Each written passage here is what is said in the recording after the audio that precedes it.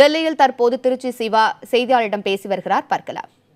தங்களுடைய உணர்வுகளை வெளிப்படுத்தி இந்தியாவிலே சற்றேறக்குறைய 40,000க்கு மேல் கல்வி நிறுவனங்கள் வைத்திருக்கிற அவர்களுக்கு ஏற்பட்டிருக்கக்கூடிய ஒரு அபாயத்தை உணர்த்தினார்கள்.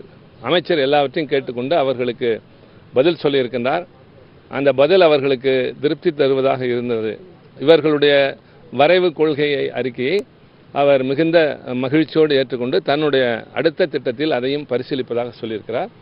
உடன் பேராயர்கள் வந்திருக்கிறார்கள். நீண்ட நாட்களாக இது குறித்து அவர்கள் பல்வேறு கூட்டங்களை நடத்தி பல்வேறு விழிப்புணர்ச்சிகளை ஏற்படுத்தியிருக்கின்றார்கள். அதனால் இன்றைக்கு அமைச்சரை சந்திப்பது அவசியம் என்ற வகையில் சந்தித்து சற்றேறக்குறைய இந்தியாவில் இருக்கிற ஒட்டுமொத்த சிறுபான்மை இனத்தவர்கள் பிரதிநிதியாக கிறிஸ்தவர்களின் சார்பாக இன்றைக்கு அவர்கள் வந்து சந்தித்தது மனதில் இருக்கிற பல ஐயங்களை போக்குவதற்கான ஒரு வாய்ப்பாக அமைந்திருக்கின்றது. அவங்களுக்கு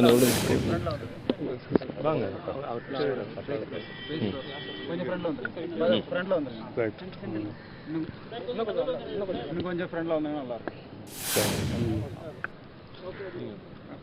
தமிழக ஆயர் பேரவையினுடைய பிரதிநிதிகளும் தமிழக துறவியர் பேரவையினுடைய பிரதிநிதிகளும் நமது மனிதவள மேம்பாட்டுத்துறை அமைச்சர் பிரகாஷ் ஜவ்டேகர் அவர்களை நாங்கள் சந்திப்பதற்காக வந்தோம்.